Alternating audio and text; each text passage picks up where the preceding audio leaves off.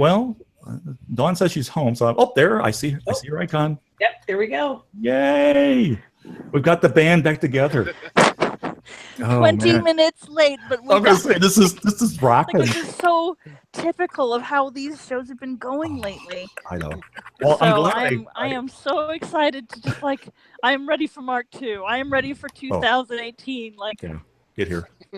Yeah, because it's but I did schedule to go to 8:30, 9:30 Eastern or whatever. It's for 90 minutes, and Liz has to leave a little early because she's got to. I gotta sleep. She gotta go to bed, and she's up she's been up for like 24 hours, you know. So Dawn, you with us, Dawn? Yeah, can you hear me? Okay, yeah. Hi. All right, then I'll 20 minutes late, but let me go through a quick introduction here, and we'll just kind of go through the thing because we've been kind of BSing our way through all this because this was a cluster getting this started tonight. I'm so sorry. Anyway, so I'll start off. Hey, everybody.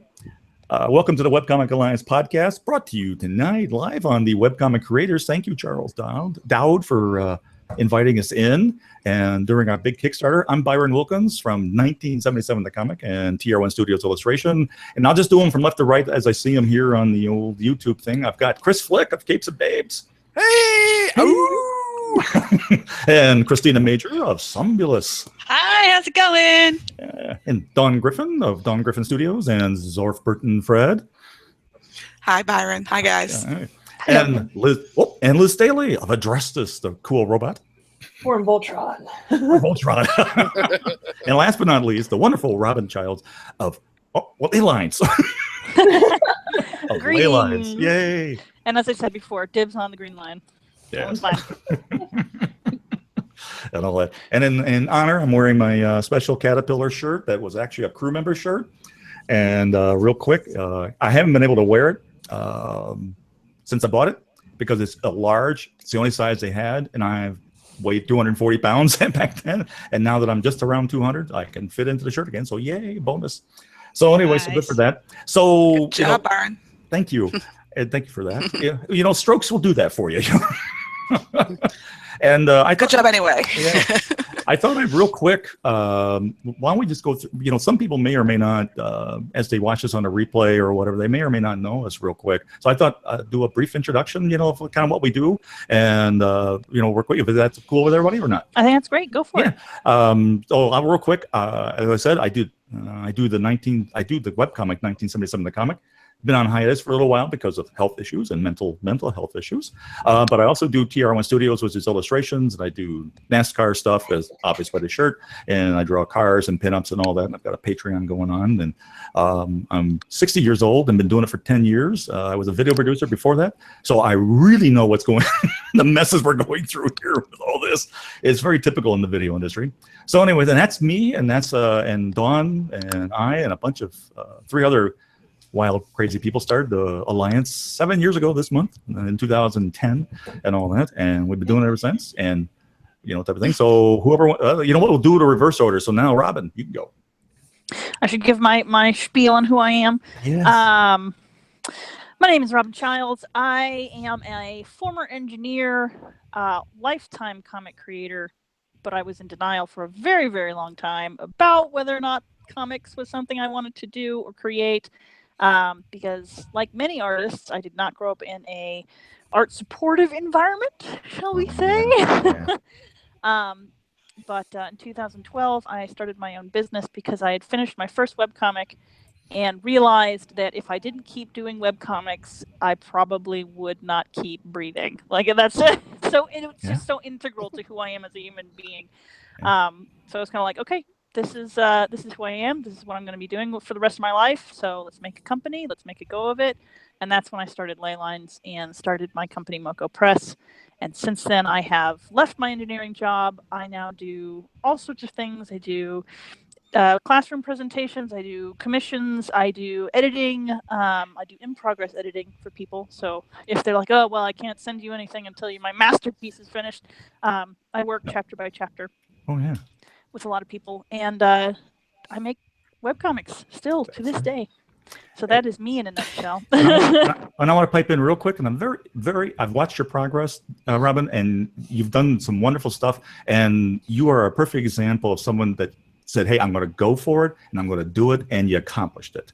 And because you kept your nose to the grind, you made it, type of thing, because a lot of people get scared. They go out the first day in the year and it's like, oh, wait a minute, this is shaky. I'm not, and you got to have a plan. And you did. You do have to have a plan. Yeah. You planned it out and you stuck with it, and things change and things blow up and you go, okay, my tire went flat, so I put a tire on, I go over here. You just don't abandon the car just because you run out of gas or whatever. So I have to say, I'm very, very happy and proud of what you've done, and yay, Robin. So I'm working on getting better at saying thank you. So there you that's go. what That's I'll right. say instead of undercutting myself. Oh, no. Right. Well, we do that anyways. And then next in line here will Liz Saley of Adrastus. Go for it. Okay. Well, I've of course been drawing my entire life. I used to want to get into animation and make my own animation company and turn my stories into cartoons. But I kind of stumbled into comics from realizing that, geez, animation is really hard, especially when it's just you. And what I really liked was storyboarding and scripting and editing. So that's kind of making comics. I started Adrastus, and I'm going to hold up the book so that people know how to freaking spell it. That's a good idea. I started Adrastus back in 2010. Been kind of off and on hiatuses, doing paid work. I've written a lot of books and resources for Manga Studio, which is now Clip Studio Paint. I think that's mainly what people know me for, more than the comic. And I am also every group has to have that horse crazy girl, and that's me. So yeah, that's me in a nutshell. Which I think is cool. I love horses. I've been ridden horses since I was a kid back on my grandparents' farms, and being around your horse and all that was fun. That was a lot of fun. Whenever you want to come back, Byron. I'll be going to North Carolina soon. Hey, we go. I'll be there. All right. And next in line is the wonderful Dawn Griffin. Hello, everybody. Hi.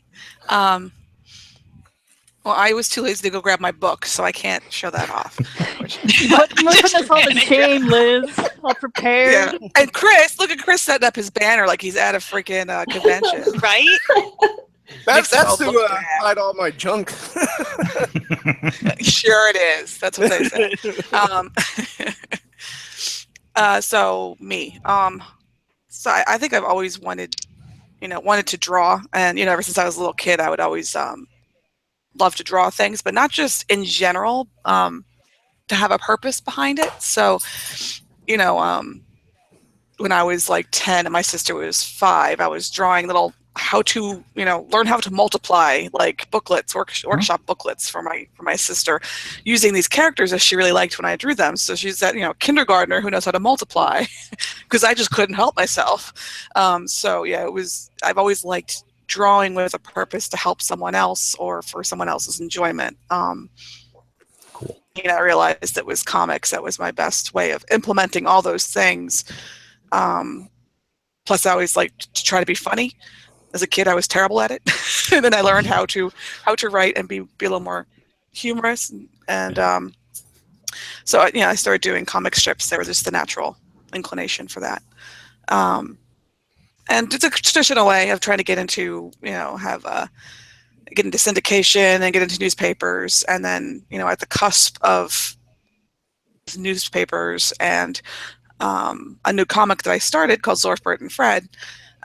Is when I learned about webcomics and posting online and kind of being able to do what my goal was, which was to share with other people for their enjoyment. And then just how to monetize that, how to skip over, trying to get picked up by someone who thinks that you're more special than other people, kind of way of thinking. I'm just waiting to be discovered. And just decide I'm just going to skip over that part and do it myself. And,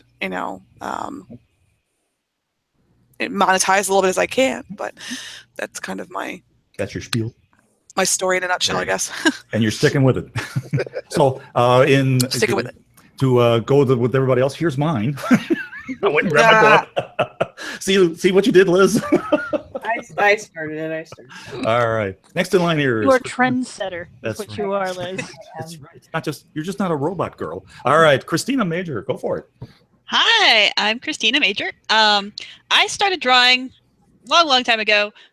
Did Legend of Zelda fan comics because that was the thing that I wanted to do in high school. Filled lots of sketchbooks, and eventually, when I went to college, I was like, I guess I should do something that might make me money. So I went into graphic design, and I still do that, but I also do comics. Webcomics in particular. I love the community, and I love all of the just being able to put out whatever you want to and having that space to tell your stories that might not be in a comic shop or whatever. So that's how I got started. I started Zombulus, which is my comic. In 2010, so it's been Ding, about ding. 7 That's a little plug years. bell. Ding ding. Anyway, go ahead.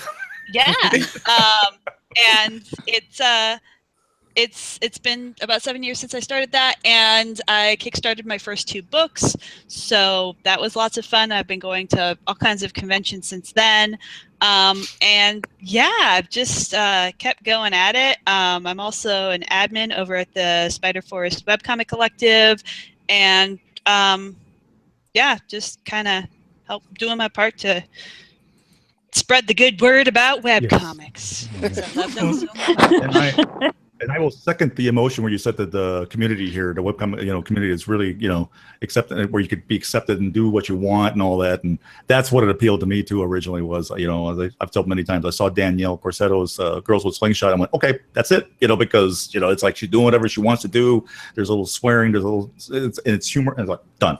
So I really like this community for that. And I think it's great. Yeah. All right. Last but not least, Mr. Chris Flick. All right. Woo! All right. All right. So yeah, I guess I'm the resident comic book geek here. So that's how I was in high school and when I was a kid and got into comics. Went into graphic design also, like Christina said. I was in art school for a while, and I think I knew right off the bat I wanted to make a living, because I knew how hard freelancing was, and doing what a tough field just doing a illustration is. But I always had a love for graphic design too. So went to college. Had a comic strip in my local college newspaper for a while, so I had a feeling and had an inkling about how difficult it was to maintain deadlines, because how you had to do a comic strip a week plus do all your graphic design and college stuff. After that, when I was a newspaper grump for a long time, and somewhere along the way, I got into more doing not even webcomics, but web design. I saw the writing on the wall, and I wanted to branch out and make myself more hireable in other places. And somewhere along the way, got some great advice for, hey, you should put your artwork online. And from there, it just branched off into, I did a comic strip for a website for 4.5 years. And from there, I decided I'd just do my own stuff and created I had the very same experience with Danielle that I met Danielle in person at a Baltimore comic show, and I was talking to her about web comics, and actually I started talking to her about doing conventions, and she's the one who talked me into actually making the kick my butt into gear and actually start doing conventions. And I've been doing it since started the strip in 2007, and I've been doing conventions since 2008. Wow. And that's my that's my 4th book. All right, now it's feeling like a personal attack. I'm gonna go get mine. Nice. And you can see my banner in the back, but I swear I have it up because if anybody was a part of our last video cast, they saw exactly how messy my studio is. So it actually is a promotional drapery for all my mess. I mean, that's how it works at conventions too. You shove all your boxes behind Yes. your banners Yep. and Oh, yeah. stuff. So Oh, we're yeah. just showing you tricks for conventions That's right. here. Under the table, under the Yeah. cloth. Yeah. Hide Mine your are all banner. in. My banner is just small enough where it's not hitting the ceiling fan too. But just enough space for it. Well, I see over on Facebook we got Keith Smith watching and drawing. That's very. I understand a lot of people listen to podcasts while they draw. I have a hard I time usually doing do. it. Yeah. I can't concentrate. I'm like kiddies. You get distracted. If I'm not watching Deep Space Nine for the 7th time, then Oh, I'm good. probably listening to a podcast. Oh, that's cool. Yeah, Byron, you and I were talking about that in our little interview. I mean, I could listen to podcasts while I'm drawing, but not while I'm writing. Oh yeah, right. Yeah. When people talk while I'm writing, I would think, same thing with music too. I can listen to music while I'm drawing, but not while I'm writing. Yeah. Really? Yeah, Oh, I think I can do music when I'm writing. Really. Speaking of Yeah. questions, and Keith, our listener here, he has asked if anyone has any good advice for creating sound effect lettering, Oh, which I think Well, actually is a fun topic on multiple levels. Well, the lazy person in the group will say Blambot fonts because he has a ton of them. But everybody else who knows how to do this, go ahead. Well, for me, it's not just the sound effect lettering. It's also the letters that you choose to use to create a sound. Because there's the typical bam, smash, pow, but a lot of things don't actually sound like those things. So what about splop or those are, how do you onomatopoeia that, So first I think just choosing what aspects of the sound you want to highlight is an aspect of it. And then beyond that, once you have an idea of what pieces of the sound, if it's a breaking glass, do you want the moment of impact? Do you want that ting, ting, ting, ting, ting sound as it falls? Choosing that will help you choose, do I want a sharp looking font? Do I want a shattered looking font? Do I want a goopy looking font? And assign sort Big of bold font or a thin font. Yeah, I think especially the webcomic creators group itself is really great when you're trying to figure out how to spell a sound effect, because you could throw it out there to people and say, okay, what would you use for this sound, for a massive car crash? I mean, pow just kind of seems lame. So, would you have a scree for the wheels, hitting the pavement, and would you have blam, or maybe a K, using a K for a loud kind of growl, bam, what would you do? So I think it's it's good to kind of pull the audience, user communities for things like that, and that's the first step, but then you have to figure out how to work it into your art. You know, do you see what happened first and then the sound effect comes in, or do you start with the sound effect and then see what happened, to cause that? Would you hear the sound before you see that? How would it be coming out of the middle? Would you want it to emphasize the first part of the sound or the end of the sound? You can use the warp tool in Photoshop, Illustrator, and you can have it kind of start off small and get bigger. So if you want it to start off it's a little bit, but if it's something that starts off big, you can have it go the other way and get small, and you can also arch it using that warp tool to arch. I found that I use Clip, I keep wanting to call it Manga Studio because I just can't get it out of my head, but Clip Studio Paint, is that what it is? Yeah. I use that now Liz would know. I would use that now to draw, but I've found that type tool very much lacking. So often if I want to do sound effects or something, I'll jump to either Photoshop or Illustrator or something and place in, be able to play with that.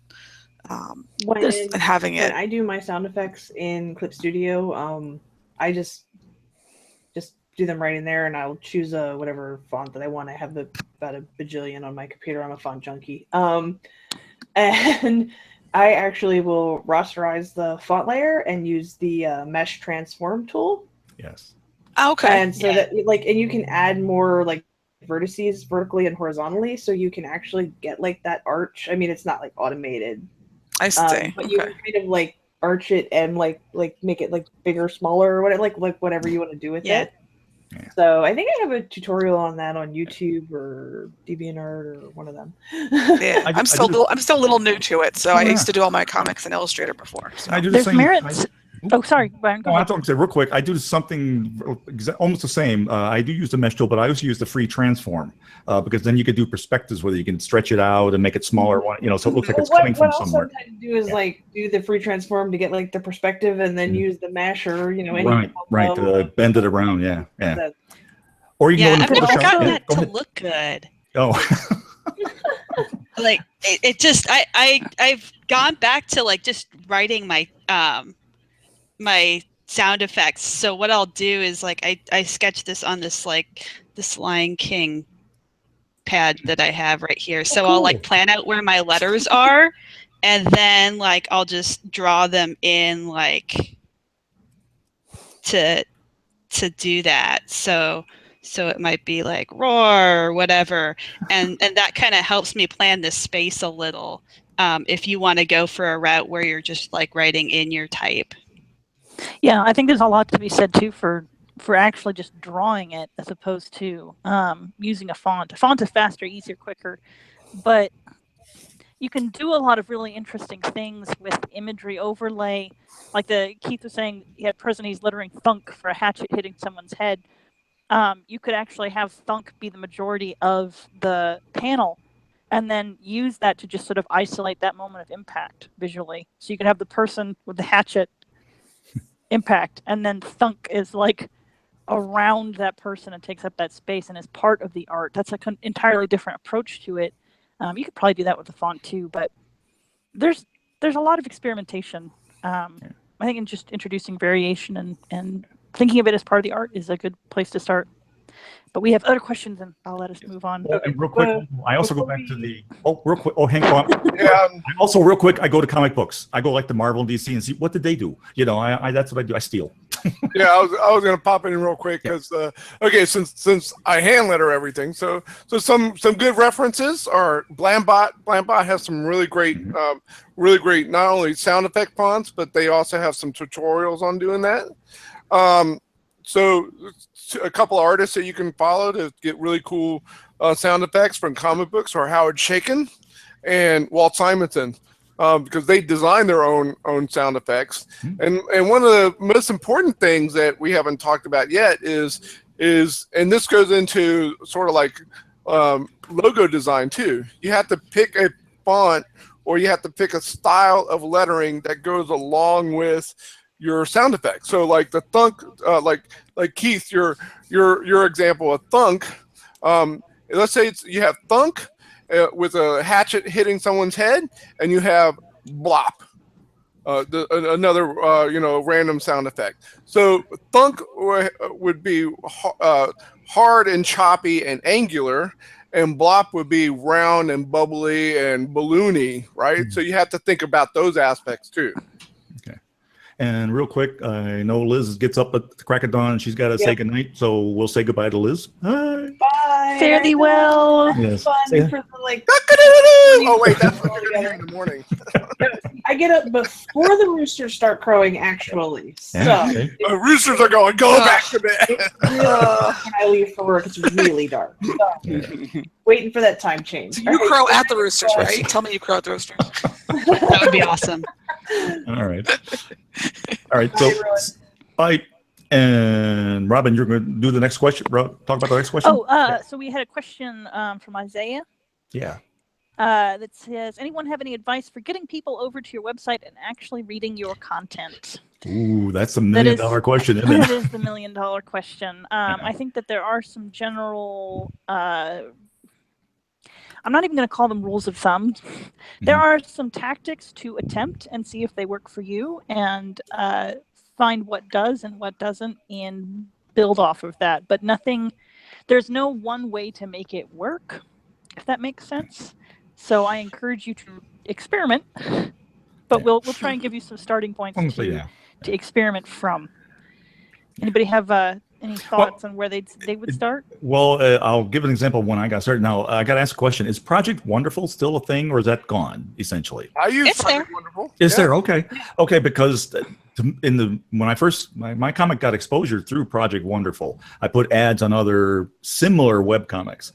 So I didn't put them on like Dawn's website, who is child friendly. They don't want to see sex, drugs, and rock. So I look for other similar, right. I look for other similar, and half the time they would ban people like me. So, but I would look for similar webcomics and I would invest. So like Daniel Corsetto and several other, I forget, there was another one. Something about Spying with Lana, another one. They're kind of a sexy free whatever website, and I put a lot of money into that, like $100 for 1 month, and I got a lot of eyes on that, and that stuck around. So I did bursts. I didn't do it consistently. I did little bursts. So every month, couple months, I'd do a big burst and boom. But that's one way, and type of thing, and just associate with people like us and say, hey, and see what we can do. On ads, if you are data inclined, which I highly recommend if you're going to be running ads, because I did the same thing, Byron, when I first started Leylines. I used Project Wonderful because it's not that expensive. You can get decent exposure. You can control your costs fairly well on there. There's a lot of ways for you to limit how much you spend, or to say, I only will show my stuff only at this high a bid, or so on and so forth. But I did a lot of tests using Google Analytics, which I think everyone, if they're worried about traffic, should figure out how to use Google Analytics. It's very easy. It's a copy-paste code. And see what kinds of traffic you get from people. Is it new traffic? Is it the same traffic? Do they stick around? All of that stuff, like how many pages do they look at? If you link them to a different page to start, like I tried linking people to the first page of the archive versus linking people to the main site, does that change behavior? I mean, there's so many things that you can do to set up tests to see which sites perform best when you do advertisements. Where's the best bang for your buck? Where are you getting the most actual people reading? Where are you getting the most repeat readers from? Like all that stuff, if you're willing to dive into the data and make some spreadsheets, which I made a lot of when I was doing advertising. You can. Or my suggestion is to hire Robin to do them for you, because I was just going to say, hi, Robin. She's a creative consultant. She will be able to make spreadsheets, lots and lots of spreadsheets, and figure this out for you. Go ahead. Sorry, Robin. I'm sorry. Were you? Oh, sorry. I'm done. Go, Christina. Okay. Yeah. On the topic of advertising too, the topwebcomics.com. You can run ads on there. They're actually pretty good as far as bringing people through too, and sometimes that's a little more targeted towards a webcomic audience versus other stuff.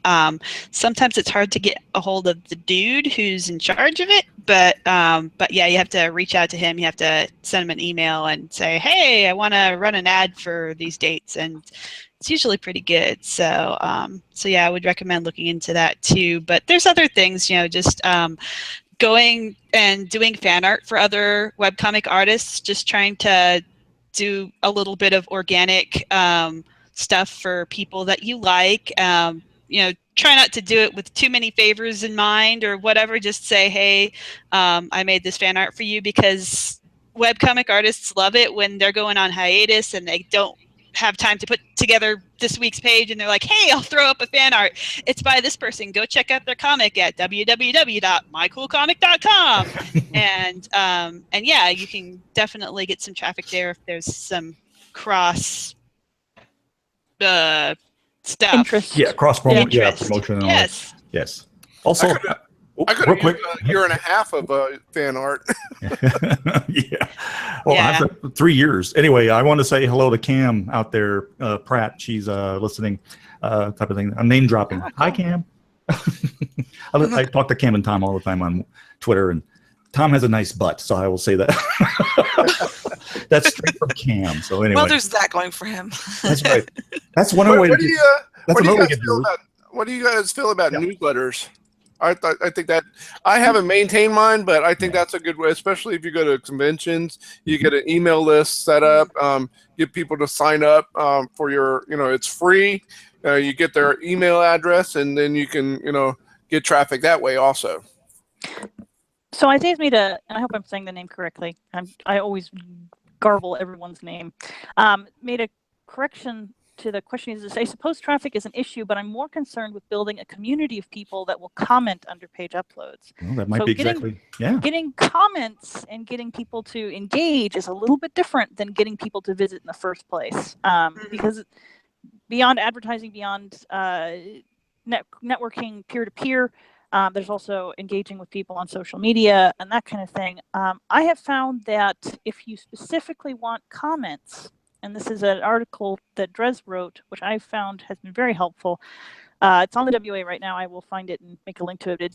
The title is No Comments, No Friends, No Problem, I think is the title of it.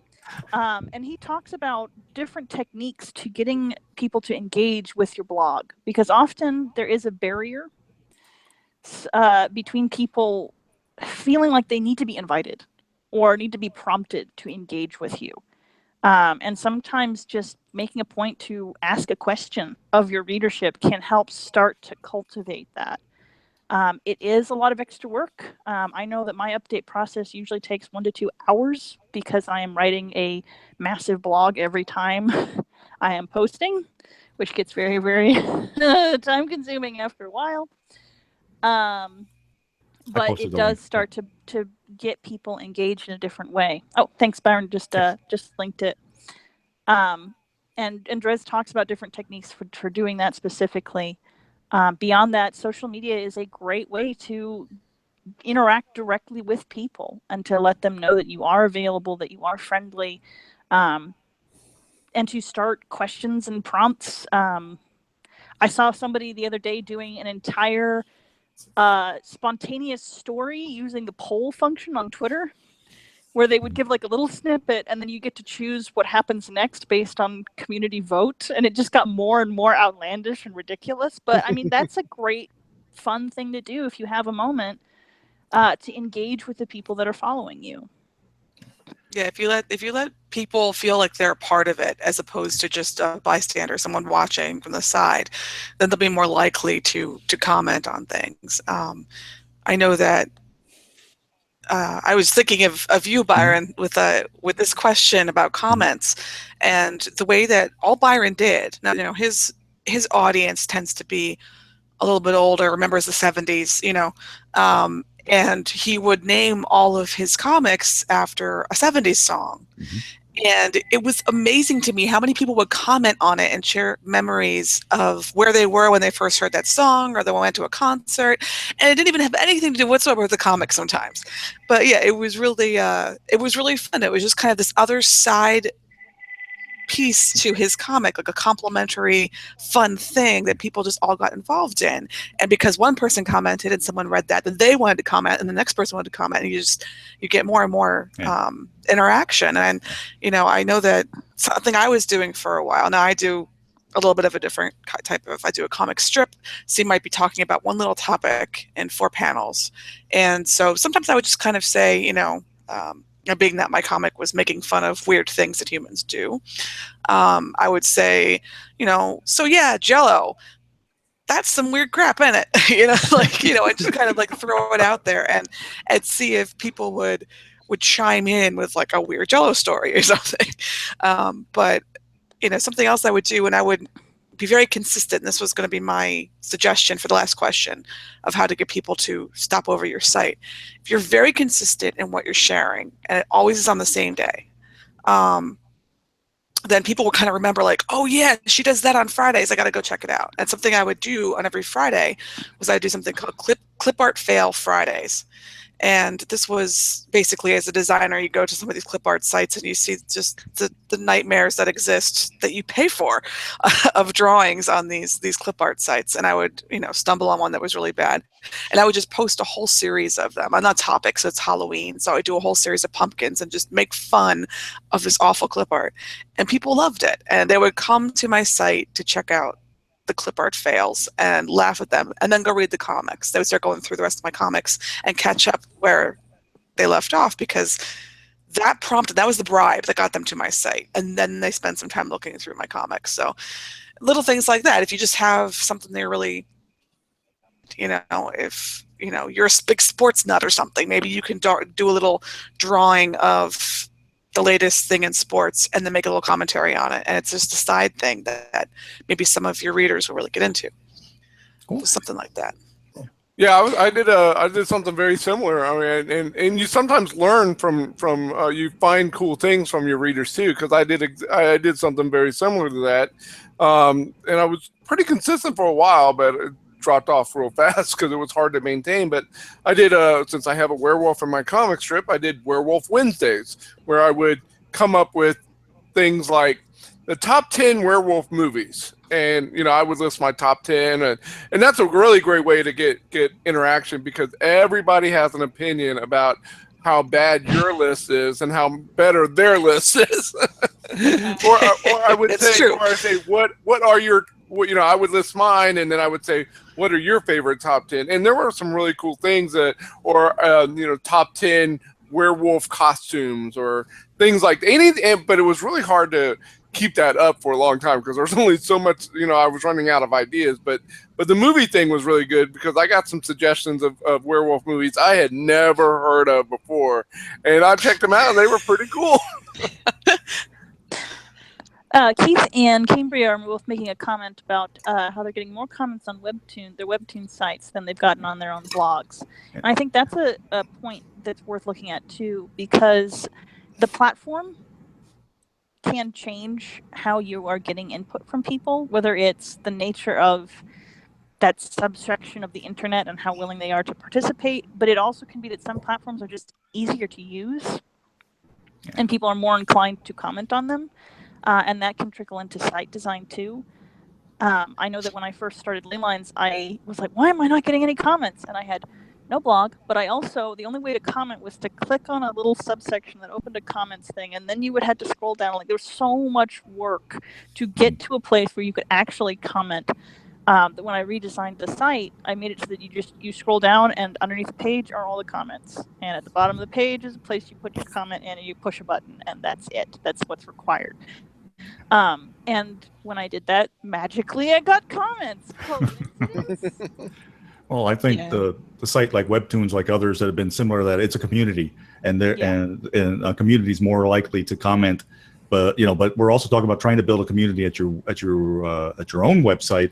And like what Dawn said with mine, I did that, and got all the rockers there, and of course the new people, the younger crowd.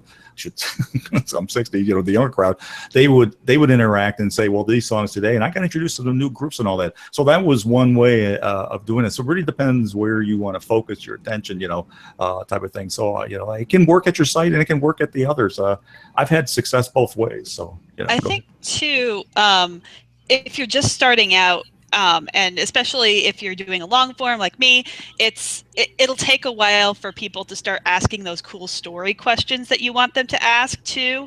So if you're only like 6 months into your comic, or even a year or two, sometimes you haven't built enough story for them. If that's the kind of comment and interaction that you're looking for people to ask, but it will come. So sometimes also the answer is keep at it and keep doing stuff and keep spreading the word, and people will slowly but surely start to ask the cool story questions.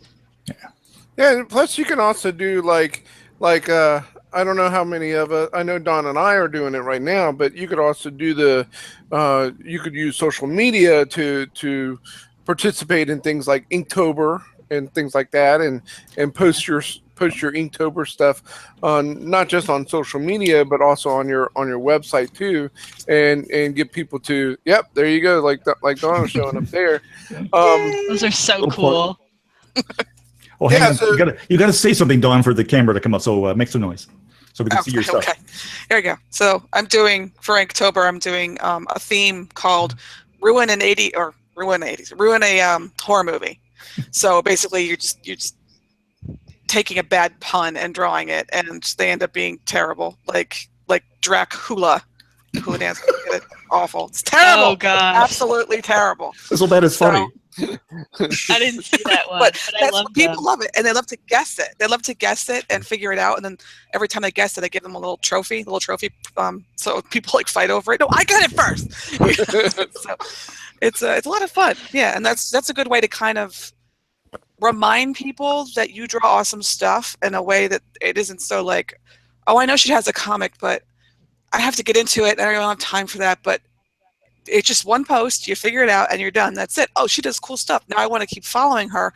Okay, I really like her stuff. I'm gonna go check out her comic, So I think it's, Inktober is great for that, in that way. And if you could do a cool theme, it makes it a lot of fun. There's also a lot of other hashtags that Oh. often meet regularly on specific days. Like I know there's a Sunday group, which I think is the Webcomics chat, or comic book hour. There's quite a few different groups that do a great job of having a theme for a week on what questions they're going to ask and starting conversations and getting people involved.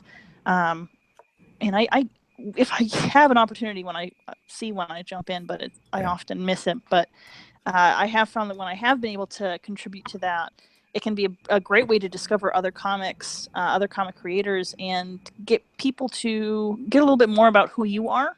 Because I guess that's another piece of it is, depending on what kind of creator you are, I personally am trying to form a very personal connection with my readerships. I am very much, this is what's going on in my life. This is, here's my mental health issue or whatever, or here's something I found funny in my personal life, or like, it's very personal, person to person oriented. Not everybody's like that, and that's okay too. It's important for people to find what their own comfort level is with that direct interaction, because not everybody's going to have the same kind of personality, and that's okay. But no one, I can't do what Byron does. Byron can't do what I do. No.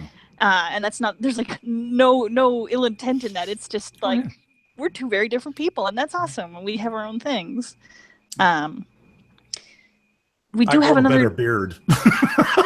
I am a little envious of your beard. Thank you. I have been thinking about doing a Halloween costume. I do not have the time for it, but I would love to do Monarch from Venture Brothers, who has like this long villain beard and the huge eyebrows. God, I want to do that costume, but not this year. I love the Maybe Monarch. next year.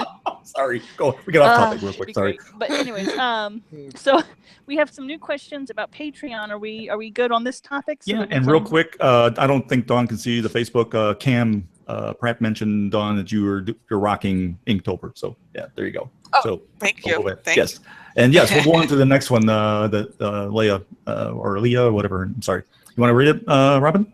Sure. It says, at what moment, there's actually two questions, so I'll do the first one, and once we've covered it, I'll do the second one. The first question, at what moment do y'all think it is best to start a Patreon? That is question one. Oh, we're going one at a time. Anytime. I'll do one time, yeah. Right, anytime. Now, when you're ready, it's when you think you have time. Again, we're talking about all this different engagement here. And it like Robin said, on posting days, I was 2-3 hours. Because I'm engaging, I'm putting the things out there, I'm chatting on Patreon, I'm over here on Facebook and Twitter. So it's what you have time for and what you can tolerate, because that gets really lengthy 3 times a week, sometimes. So, you have to look where you can invest your time. But Patreon is worth the investment. And I think I think you should get into that, because that's another way people can support you, even if they just want to give you $1 a month. And it starts off small, but I think I really like Patreon. Anyway, go ahead. And then, so my answer is get in when you are ready, which is not much of an answer, but well, there's not a one size fits all answer. No, it's not. That. I mean, I personally am also very much like, why not? Even if you get 1 or 2 people, that is your opportunity to develop a much stronger relationship with people that are actually willing to support you. Like, and it's, I was just talking about how I'm very personal with person to person on my website. There's a whole nother level that I go to with my Patreon people. Like, that's the difference between like your casual fans and your family. For me, at least. That's what my Patreon is to me. Anybody else want to say when to get in Patreon, or are we? My answer would be the same as yours. My only thing was that guard against spreading yourself too thin. That was my problem. I wanted to join every new thing that came out, and Patreon was one of those things. I'm like, oh, gotta join it. Now, I tapered off, and now it's like, it's out there, but I haven't done anything with it. And so I hear you guys. I'm like, I gotta do something about my Patreon, but. It's like exercise equipment in your house. It's there. I can use it anytime I want to. So Thank you so much, Chris. Thank you so much, because I have so much Patreon guilt. I'm like, I'm going to do this. This is the month. And it is exactly like working out and like getting your gym membership. And then, something came up. I can't do my Patreon post or something. It's more important for me to get the comic page out, and I just don't have time for that now. The guilt is even worse when you have the expensive home equipment sitting in your living room, and you're sitting there watching Netflix instead. You're going, I could be on a treadmill. Yeah. It's 2 feet away from me. Why not both? Why not make workout time and Netflix time the same time? Like, I feel like that's how Patreon, how you can kind of address it. And that actually feeds into her second question, which is, and what to offer in the beginnings as basic rewards that don't burn too much working on pages time. And my thought is, find a way to document what you're already doing, and then just post that. Like, it might that's what I was going to say. It might introduce a little bit of extra work. Maybe you take a picture of your pencils after you finish doing them, or you post something about your inking stage where you hit the record button on QuickTime and you record your screen, and then you speed it up and you dump it on there with a little bit of music, and it lasts for 5 minutes. All of that is stuff that can be done while you're doing pages that people enjoy seeing, that requires minimal extra work for you. I'll add to that. People love process work. I put sketches up all the time, and I don't do it enough, because every time I do, I get rave review. People are like, "Oh, this is great. We love seeing your stuff." This, that, it's like, okay. The other thing is, damn, my the 60-year-old brain just farted. Oh crap. Okay, never mind. I'm sorry. I had a thought. It'll come to you. It'll come and to you'll me, and I'll interrupt somebody. Go ahead. Another thing that you can do is credits on your page, like make a little credits page for thank you to all these patrons, and like a link to whatever their site is. I mean, that's just so easy, no-brainer work that you can do. You can. My thought was, oh, you thought of it? You thought back? Came back? Patreon is not the same as Kickstarter. You don't always have to give them something. They're there to support you. They want you to be successful. So don't go overboard. Oh, I got to do an extra 5 pages. No. Some people, I have people who give me $10, $20 a month they don't want anything. They're just there to support me and make sure that I can eat, once in a while. So that was the thought. No, who was that? Dawn. Sorry. It's a good thought. Very good thought, Byron. Quality thought. Yes. Yeah, quality thought. I don't mess around, man. I don't know if that is accurate. But... No, that's not true at all. Go ahead. Don, reclaim this conversation. Yes, please. I'm reclaiming my time. I was thinking, jumping off of Christina's point.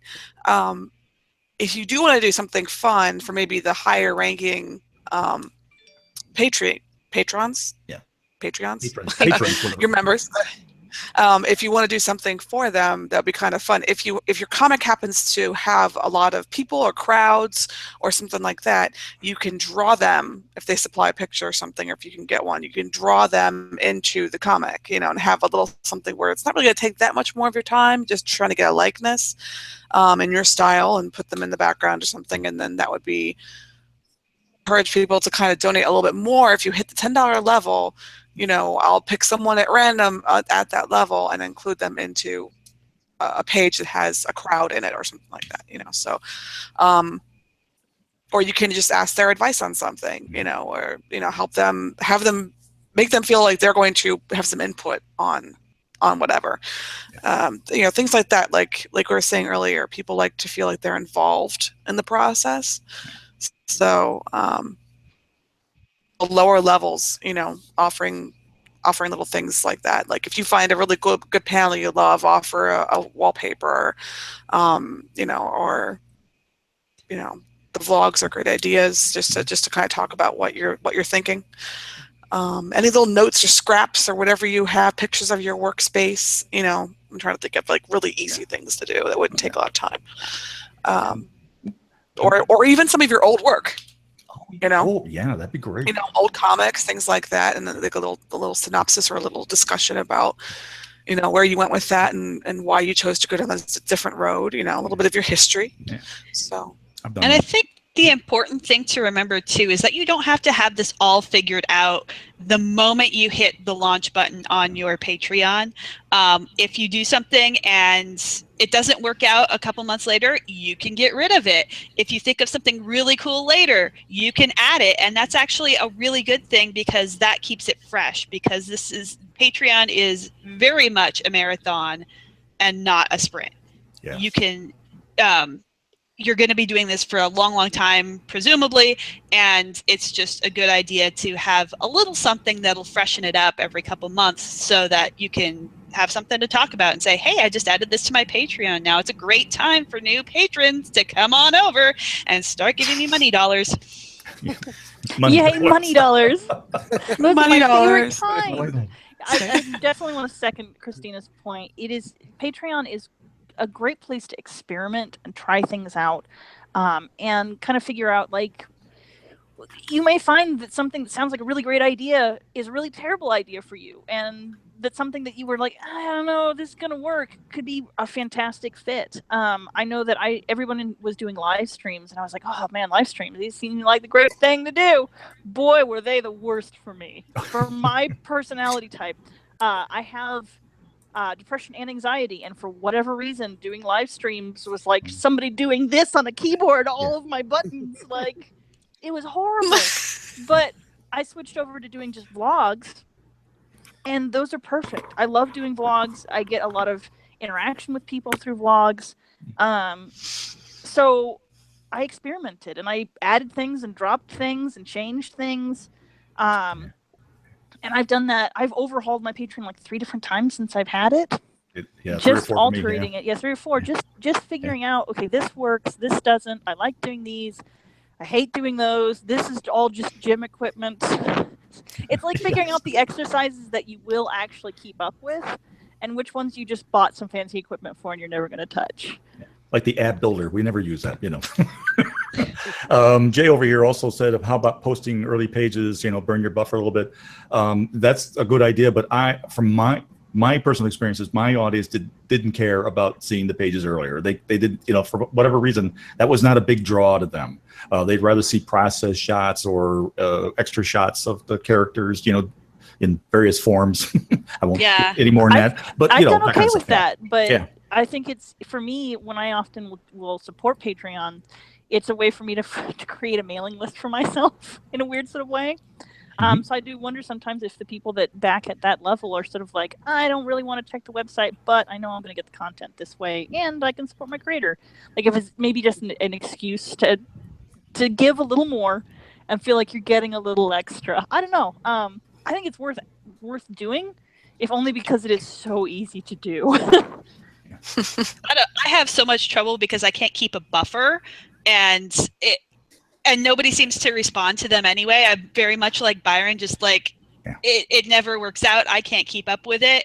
But other things work out better for me, world building notes and things like that. And yeah, so it's all about experimenting and figuring out what works with the kind of story you're telling and your personality.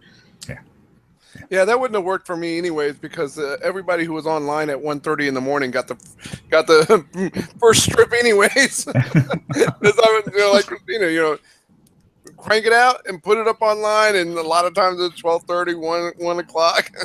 The Patreon thing wouldn't have worked for me. It would have been like, hey, pay for stuff that you're already gonna get. Yeah, that's my Patreon. They get it at 6 p.m. and then it posted the next morning. It's like, what? That's not advanced. Anyway, yeah. So anyway, yeah, because I'm terrible at buffers too. I hate buffers. Well, main reason was many times in my comic, I've had to change the storyline because of my readers commenting and going, hey, is this going to happen next? And I'm like, oh, wow, I hadn't thought of that. And I changed the story because of that. And there was but I did this one-off joke about Jeff and blood dating the mother and daughter type thing. It was supposed to be a one-off thing, and people went nuts over it. And I'm like, okay, so I had to build these 2 characters. I had to go, I mean, I had to run with it. And it's like, wow. So anyway, go ahead. What else we got here? Feel free to post your questions at any time, folks. Don't be shy. This is crickets. This is the cricket time. We are happy to chat about pretty much anything, and we are available. And we talk about Patreon a lot because we do. It's on people's minds a lot.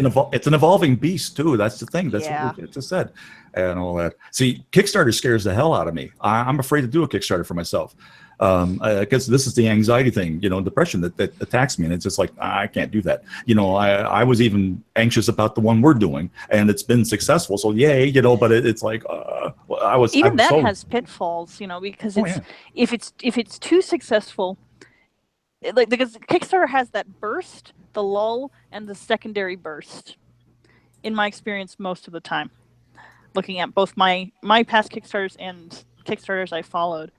And that first burst can feel really good, but you can get you can start feeling a little too good, like there's going to be a crash in there somewhere, kind of happy, because then you hit the lull, and suddenly you go from being on cloud 9 to being like nobody likes what I do. There's no point to living, and then the crazy mania where you feel like you can't sleep in the last several days, where it's just go, push, see what the final few moments can be.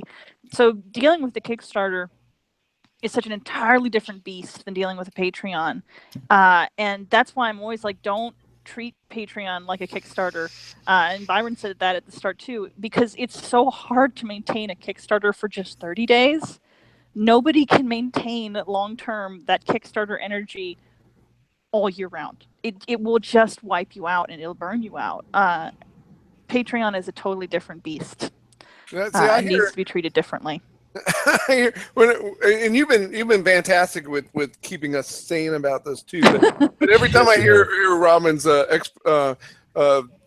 description of Kickstarter, I think of the $6 Million Man intro. He's going up in the spaceship, everything's going great. Then he crashes and wipes him out, and then the last couple of days is we can build him, we can make him faster, better, all that other stuff. Like, oh yes, not a bad comparison. Yeah. I love that show, The $6 Million Man. I was in the early 70s. Steve Austin running. Oh, that was great. Yes, I know. I had the whole. My son bought me the whole series. We're getting on a tangent here. Yes. And I started watching them, and I'm like, they're so campy today. But when I was 16 or 17, that was great stuff. I mean, I did not miss that show. But did you have the $6 Million Man action figure? No, I was too old for action figures. I was in the high school. You could actually look through his eye. Yeah, I remember those. But I was such a geek. I actually bought jackets and shirts like he wore, those big, wide, the tight jeans and the shirt. I've got a picture of me somewhere where I look like Steve Austin, and I was running. Anyway, I know, dumb. But anyway. My brain is just going, nerd, nerd, exactly. Which I have. And now you know why people shoved me in the lockers in high school. So because we started this with Liz shouting about Voltron and me putting dibs on a color. Yeah, but that was a cool stand on. That was a cool action figure. You could take out the back of his head and look to his eye. Yeah. That's creepy. It is. Well, yeah, if you think about it, it's creepy. Yeah, but yeah, it's like, hey. Yeah. Taking off his head? Yeah, the back of his head, and it had a little slot where you could put your eye up there, and you could look to Steve Austin's eye. It's so weird. It was so cheesy. And I thought having Lionel from the Thundercats, where he has like a metal thing on the back of his head, and you can hold this little thing up to the back the back of his head. I don't even know what it was called. It had things that would be on a ring. You put it up against the back of his head, his eyes would glow. And that was so cool. But it's a little weird. It was like shoving something into his head. Byron and I can tell you, there were some crazy toys in the 70s. I mean, that wasn't even the weirdest one. I can't even remember what the name of this one was, but there was another figure that you could take his chest off, and it was plastic, and it had all the organs, and you could pump his chest, and you could see blood flow through it. Yeah, I forget what that was called. Yeah, but you remember that, right? I do, because it freaked me out. Yeah, you could push like a button on the back or something like that, and you have this the liquid would flow through his body like blood. It was pretty cool too. I just remember this. Okay, I thought Stretch Armstrong was weird. Yeah, You guys because, got well, me. Stretch Armstrong would eventually stretch him out, and then eventually you would cut him open because you're a kid, and all that goo would come out. And, oh, it was amazing. Or you try to see exactly how far you could stretch him, like Whoops, arm came off. Well, that's a just mess science Mom's going to get at mad a about. certain point. If you write it down, that's science. You have to write it down, otherwise it's just screwing Yeah. around. But And if you write it down, it's science. I still We're have, so easily distracted by I like still have my toys. toys. Yes, I got my toys. See right over here. We can't The stay robots focused here. on a live podcast. We're like, toys! I want to talk about toys! Oh, yeah.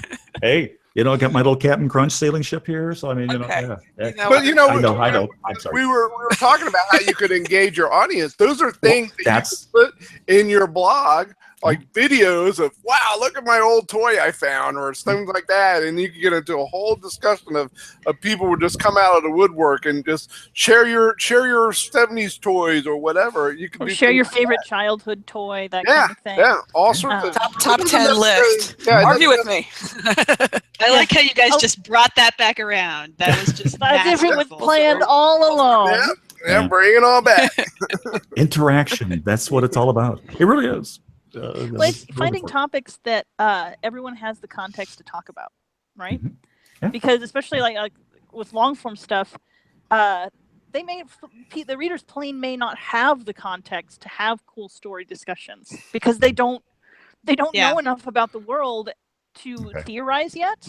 That's why what Christina was talking about earlier, where it may take years before people have that context, whereas the writer's like, why can't you see what I have in my brain? And then just I just introduced this character 5 panels ago. Don't you love them already? Well, no, because they're not inside your head and they can't see what you see in this character yet. But you're going to bring them there if you keep going. but topics that everyone has, like everyone had a childhood of some sort. It might have been a crappy childhood, it might have been a great childhood, but they probably had a childhood of some sort, which means that they probably can talk to you about something related to childhood and fun topics that are silly or just Movies. something to play with people. It is very, be okay to play with Yeah. folks. Oh, sorry. All of a sudden I got Facebook in my head. Sorry. I clicked on the wrong button. Sorry. I got this. Hi. Anyway. For shame, Byron. I'm not sure what that All of a means. sudden there was dead space, and I'm Okay. over here, and there's like someone else is talking, and it's like, wait a minute, that's Facebook. Sorry. we've been going now for about an hour. Yep. Because it Yeah, is that's actually 7:20 now. And we started officially, actually for realsies, started at 6:20 when Yeah. Dawn got here. Yeah. Because Dawn brings the party and the fun. As we You all had to wait know. for me. I understand. It can't be a Muppet party without right. Dawn. I wish I had confetti. I'd be Can't like, be. yes. Hey, so since we're kind of getting closer to wrap up point anyway, did you have anybody have any drinks of the week that they've been drinking lately? Anything special that they've been thinking about or drinking? Because it's that holiday season type thing, or pumpkin spice. Woo! I continue to drink the only alcoholic beverage that I can drink, which is cider. There you go. They no longer carry Hornsby's, and it makes me sad. So now I have to do Strongbow, Oh, which no. isn't as good, but it's still good. It's just not as But good. you can say Strongbow. You took it. Release the Kraken. No, I don't have a drink, but I sent Dawn a fantastic thing this morning. They have a pumpkin aroma Febreze where you can spray pumpkin all over your house. No, that's too far. But it's too far. I agree.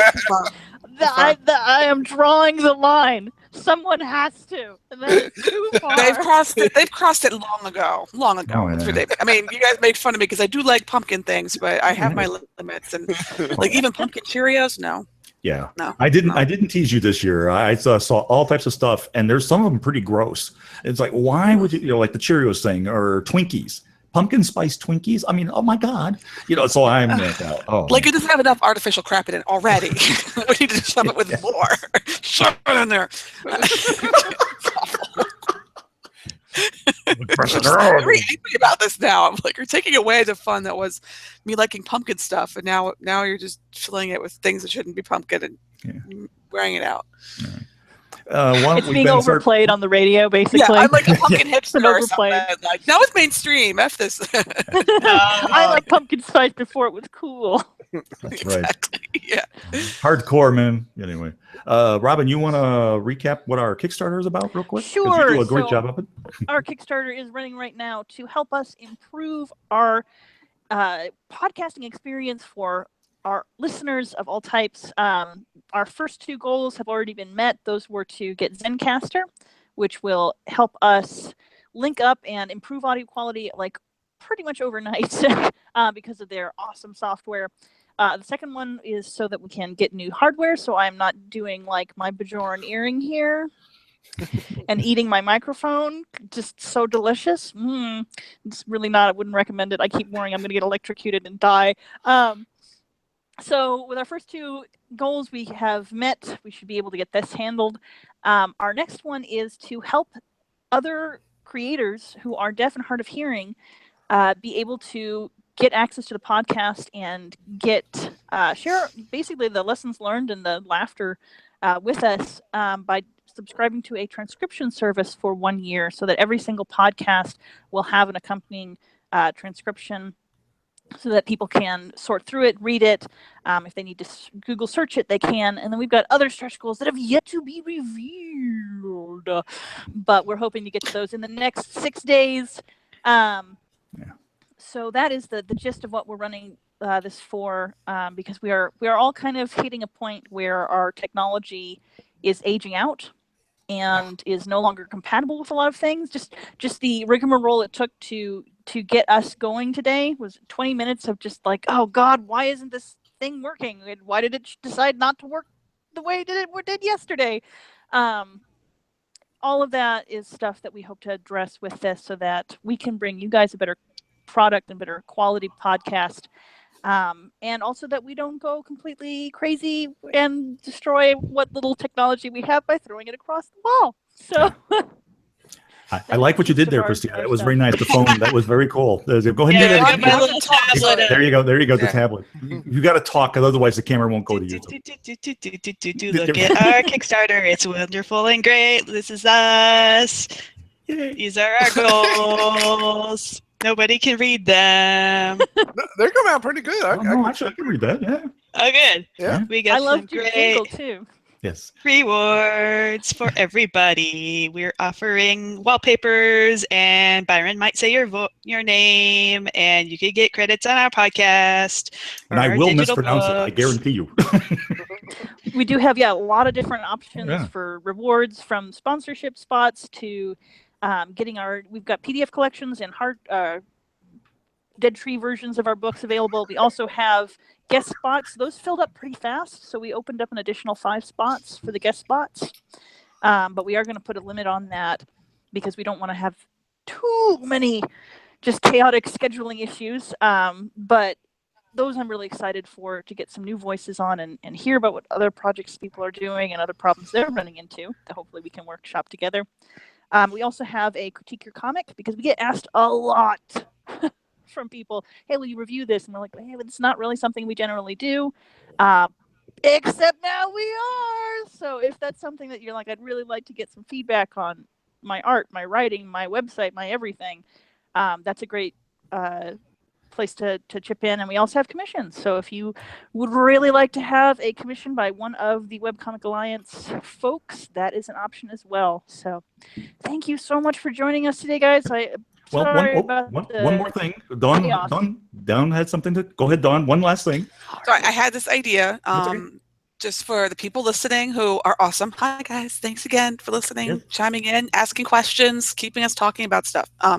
So I wanted to say this little thank you for them. As some of you know, I'm doing the Ruin a Horror Movie theme for Inktober, and things like instead of poltergeist, poultrygeist. So I drew a chicken in front of the TV, like turning around, going, "They're here." So things like that. So if you want to throw out in this chat here over on the Webcomic Creators Group, any ideas that you might have, or message me. If you have a good idea, and like the first one that I haven't done yet, then maybe I'll try to do that tonight, and I'll post it to the Webcomic Creators Group as a thank you from all of us. But seeing if one of you guys can come up with something funny for that. I'm trying to think of movies. I haven't done Psycho. I haven't done The Omen. I haven't done Alien, or like Alien versus Predator. There's a bunch that I haven't done yet that I kind of wish I would. A lot of classic horror movies. So, but yeah, if you think of something, post it in there, and hopefully I can whip one up tonight and post it as a thank you, because I still have to do mine for today. My favorite was the ring pop. I love the ring pop. It was good. I think someone else, when I did this originally, I just threw it out to, I have a Dawn Griffin Studios group on Facebook, and I threw it out there, and people love to come up with this stuff, and it was like a massive thread, and someone else came up with ring pop, which was pretty good, because I like the ring. I really wanted to draw, Samara coming out of a well or something. Is the ring the one with the 7 days thing? Is that yes, one? like over the phone. I have a story about that. Oh, before we go. Yeah. If we have a moment for it.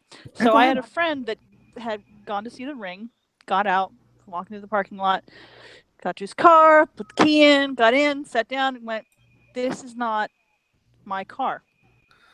Oh. The key had worked, but it was not his car. That happened to me too once, Robin. It did. So he was looking around going, "I have an idea." Got out a piece of paper, wrote down 7 days, folded it up, left it in the car, locked the car back up, then went to his car and waited like the hour and a half until they got out of this film. This couple comes out, gets in the car, sits down, and then you can't hear it, but immediately you can just see the person be like, "Did you do this? Was this you?" Oh, cow. In that vehicle. Oh my god! Did he tell him what happened or no? They just watched it? No, he just watched it on. He just totally freaked that person out forever. Oh hell no! Oh my god! Oh. So that's my story about the ring. Okay, that's my story of my friend watching. We watched the movie like at my house or whatever, and like she had her cell phone, and then towards the end of the movie, like she had started to got her cell phone and held it close to her, so I couldn't really see. But then called me as soon as the movie ended, so my phone rang, thinking that she like freaked me out, like, "Oh God, Samara's calling," and of course, me being me, it's really hard to scare me. So I'm like, I kind of picked it up, and I'm like, "Why are you calling me?" Like I didn't even like put two and two together. And she was like, "I hate you." So it was but that story just kicks my story's ass. That's great. But yeah, that's amazing. I wish. Jeez, but I had that happen to me too. I think it was something to do with like Branda. It was the same car or something like that. But yeah, I put my key in, opened up, and I'm like, "That's not my stuff." Like I just realized it's not my car. Oh man, that would be so freaky. That's weird. But I guess like if you already have a car and it's there and you're using your key to open that car, well, hopefully on newer cars they figured that out. But getting very deep. Anyway, I just thought I'd throw that out there because that's a nice ending story. That's great. You want to sign us out here, Robin? Sure thing. Thank you so much, everybody, for joining us. Thank you, Charles, for letting us do this on your group that is fantastic and wonderful and full of creative people like ourselves. We have been the Webcomic Alliance. We are running our Kickstarter right now. If you'd like to go visit it, it is webcomicalliance.com/Kickstarter. We'll take you right there, or you can use the links that have been included in the Facebook post. My name is Robin Childs. I do the comics, and I brought them over. And our newest work is Wavemen. This will actually be available through the Kickstarter as well. Just if you're thinking about it, put it out there. Yeah. And I'm Byron Wilkins of 1977 The Comic and TR1 Studios. So there you go. Oh, crap. I'm going to have to run and get my book. Go get your book, Don. Hurry up. We're going to skip Dawn. Yes. Skip me. I'll get my book. Go ahead, Christina. Oh, I'm Christina Major, and you can find my comic, Sombulus, at sombulus.com. There you go. Got people with wings and swords and all kinds of good stuff. It is cool. I like reading it. Go ahead. All right, I guess I'm up. This is let's see where am I coming up? I'm not seeing if I'm coming up or not. Yeah, coming up. Okay, so So this is my comic, Capes and Babes, about a crazy werewolf who hangs out at a comic book store. Think Big Bang Theory with a werewolf. You can find me at capesandbabes.com. You can also get the book, part of the Kickstarter, and any book that you get from me gets a sketch on the inside. So there you go. Oh, and let me real quick before Dawn goes. Liz Staley at addressthis.com, I think it is the comic. It's a Google address, so you'll find it. All right, go ahead, Dawn. Addressedcomic.com. There it is. Thank you. Yeah, I thought that was that. So I'm Dawn, and I do Sorfert and Fred. Yay! Yeah. Shiny. Very shiny. So yeah, 2 aliens disguised as dogs picking on humanity because we totally deserve it. That's my pitch. So zfcomics.com. All right, cool. All right, thank you, everybody. Good night. Goodbye. I can take my banner down now. The sun set while we were talking, and I had to like find the light switch real fast. All right, I'm going to hit stop broadcast. So goodbye to everybody on Facebook.